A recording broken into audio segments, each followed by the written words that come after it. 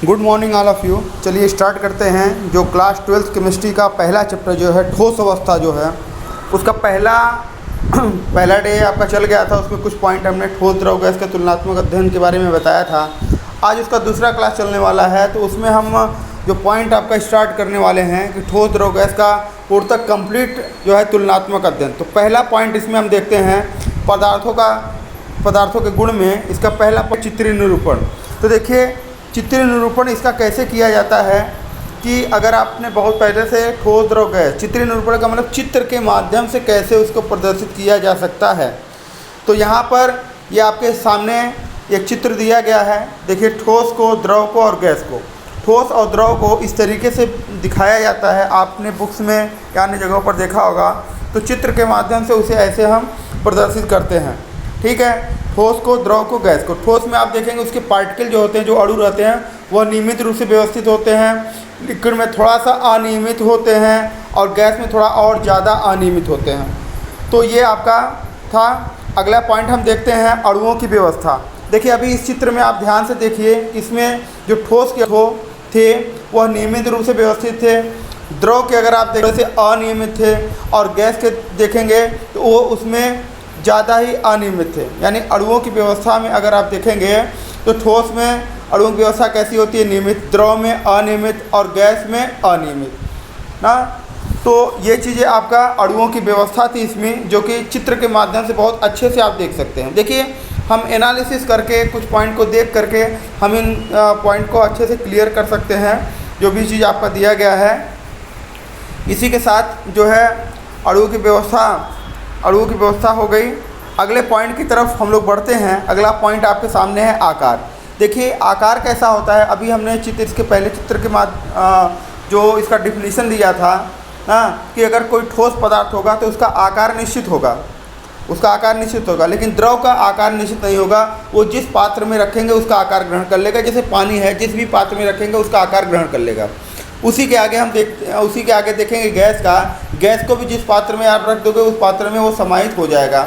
तो इसमें आकार की अगर बात की जाएगा तो ठोस का आकार निश्चित होता है और द्रव गैस का अनिश्चित होता है। आगे देखते हैं आयतन की बात आएगी। आयतन किसे कहते हैं? किसी पदार्थ द्वारा घेरे हुए स्थान को उसका आयतन कहते हैं, लंबाई, चौड़ाई और ऊंचाई।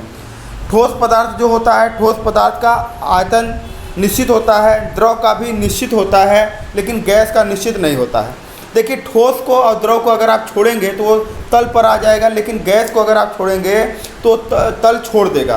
तो जो चीज़ें तल छोड़ देती हैं उनका आयतन निश्चित नहीं होता है।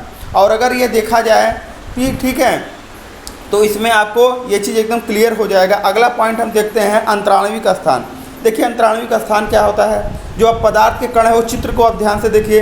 पदार्थ के जो कण हैं उसमें आप देखेंगे अंतराणविक स्थान, अणुओं के मध्य जो स्थान है उसमें सबसे कम स्थान, क्योंकि नियमित रूप से ठोस में व्यवस्थित है इसलिए सबसे कम उसमें स्थान पाया जाता है। द्रव में उससे ज़्यादा होता है और गैस में सबसे ज़्यादा अंतराणविक स्थान पाया जाता है ना। इस चित्र के माध्यम से आप बहुत अच्छे से इस पॉइंट को क्लियर कर सकते हैं। आप थोड़ा बहुत अपने से एनालिसिस करके बहुत अच्छे से इन चीज़ों को क्लियर कर सकते हैं। तो ये आपका पॉइंट, अगला पॉइंट जो था वो अंतराणविक स्थान था। तो ठोसों में अंतराणविक स्थान सबसे कम, द्रव में उससे ज़्यादा और गैस में सबसे ज़्यादा होता है। अगला पॉइंट है आपके सामने अंतराणविक आकर्षण बल। देखिए अंतराणविक आकर्षण बल क्या है कि किसी पदार्थ में अणुओं के मध्य जो आकर्षण बल पाया जाता है, जिसके कारण वो एक दूसरे के संपर्क में रहते हैं, उस आकर्षण बल को ही हम अंतराणविक आकर्षण बल कहते हैं। ओके, यानी किसी पदार्थ में अणुओं के मध्य जो आकर्षण बल पाया जाता है उन्हें अंतराणविक आकर्षण बल कहते हैं। तो जो पार्ट जितना नज़दीक रहेगा उनमें आकर्षण बल उतना ही अधिक पाया जाएगा।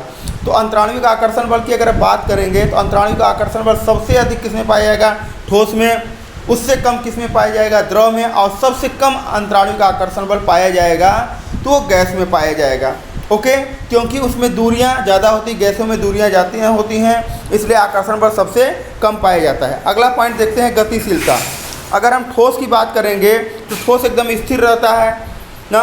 तो स्थिर रहता है तो इसकी गतिशीलता सबसे कम है ना। एक ही जगह पर स्थिर रहता है, ठोस को जहाँ पर रखेंगे वही जगह पर रह जाएगा, तो उसकी गतिशीलता सबसे कम होती है। उसके आगे देखेंगे द्रव को अगर थोड़ा सा आप देखेंगे तो उसके अंदर वो गमन करता रहता है, उसके पार्टिकल इधर उधर गमन करते रहते हैं, उसकी गतिशीलता उससे ज़्यादा होती है। और सबसे ज़्यादा गतिशील कण कौन सा होता है? गैस। गैस जो रहता है सबसे ज़्यादा गतिशील रहता है, वो इधर उधर हमेशा गमन करता रहता है। अगले पॉइंट की तरफ हम लोग बढ़ते हैं, गतिज ऊर्जा।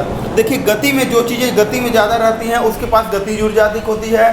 जो स्थिति में ज़्यादा रहती है यानी एक स्थिर ज़्यादा रहती हैं, उनके पास जो ऊर्जा रहती है उसे हम स्थितिज ऊर्जा कहते हैं। गतिज ऊर्जा, ठोस आप देखते हैं कोई स्थिति में ज़्यादा रहती है तो उसकी गतिज ऊर्जा कम होगी। तो सबसे कम गतिज ऊर्जा किस में होगी? ठोस में। उससे ज़्यादा गतिज ऊर्जा किस में होगी?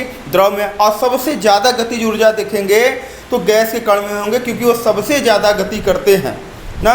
तो इस चीज़ को आप देख सकते हैं, महसूस कर सकते हैं कि गतिज ऊर्जा सबसे अधिक गैस में पाई जाती है। आगे देखते हैं हम स्थितिज ऊर्जा। हमने अभी बात किया कि जो चीज़ें जो जितना स्थिर रहेंगी, जितना एक स्थान पर रहेंगी, उसके पास स्थितिज ऊर्जा उतनी ही अधिक होगी। तो सबसे ज़्यादा स्थितिज ऊर्जा की अगर बात की जाए तो ठोसों की स्थितिज ऊर्जा सबसे अधिक होती है। अगर द्रव की बात की जाए तो उसकी स्थितिज ऊर्जा उससे कुछ कम होती है। और गैस की बात की जाए तो इसकी स्थितिज ऊर्जा इन दोनों से सबसे कम होती है ना, क्योंकि वो सबसे कम स्थिर रहता है। आगे देखते हैं संपीड्यता। ये लास्ट पॉइंट है आपका। संपीड्यता क्या होता है कि किसी पदार्थ को दबने की क्षमता। तो उस पदार्थ में जितना अधिक अंतराणविक स्थान पाया जाएगा, जिसमें जितना अधिक स्थान पाया जाएगा, उसको दबने की क्षमता उतनी ही अधिक होगी। तो सबसे अधिक अगर संपीड्यता किसी में पाई जाती है तो वो गैस में पाई जाती है। अब इस पर सवाल भी पूछा जाता है कि सबसे अधिक संपीड्यता किस में होती है? तो आप कहोगे गैसों में। क्यों होती है? क्योंकि उसमें अंतराणविक स्थान सबसे अधिक होता है। तो सबसे कम संपीड्यता किस में पाई जाएगी? ठोस में। तो ठोस में संपीड्यता सबसे कम, द्रव में उससे ज़्यादा, और गैस में सबसे ज़्यादा संपीड्यता पाई जाती है। ओके, तो इस तरीके से हमने इनके जितने भी पॉइंट थे, ये आपका तुलनात्मक अध्ययन, ठोस द्रव गैस का तुलनात्मक अध्ययन, इसको हमने देख लिया। और इसमें जितने भी पॉइंट हमने बताए हैं, इसको अगर आप स्पेसिफिक नोट्स बना लेते हैं तो आप IERT पॉलिटेक्निक या तमाम जितने भी एग्ज़ाम आने वाले हैं उन एग्ज़ाम में इससे रिलेटेड जो भी सवाल होते हैं ना, आगे तक के जो भी आपके 10th लेवल में या 1 डे एग्ज़ाम में जो भी इससे रिलेटेड सवाल होते हैं, वो कभी आपका वो सवाल छूट नहीं सकता। आप सही करके आओगे अगर ये इस पॉइंट को, इस चीज़ को अच्छे से आप समझ लेते हैं और उसको अच्छा सा नोट्स बना करके एक बार अगर आप दोहरा लेते हैं तो आपको ये हर पॉइंट क्लियर रहेगा। तो ये पॉइंट बहुत ही इम्पॉर्टेंट है। और आगे आपके कुछ जगहों पर जैसे द्रव अवस्था अलग से दिया गया, गैस अलग से दिया गया है, तो इस तरीके से इनके मुख्य लक्षण को भी लिखा जा सकता है। अब ये सब पॉइंट देखते हुए, जितने भी पॉइंट आप देख रहे हैं, इन सभी पॉइंटों को देखते हुए तो चाहो तो आप ठोस का अलग से मुख्य लक्षण लिख सकते हो। ठीक है, 10 पॉइंट उसका बन जाएगा। अगर द्रव का लिखना है तो कंपेयर करके, दोनों की तुलना करके आप लिख सकते हो। ठीक है, द्रव का मुख्य लक्षण, और इसी तरीके से गैस का भी मुख्य लक्षण आप अच्छे से लिख सकते हो। हाँ, तो इसका आप बेहतर से अच्छे से आप नोट्स बना सकते हैं। तो इस तरीके से आपका ये पॉइंट अच्छे से क्लियर हो गया होगा। थैंक यू, जय हिंद।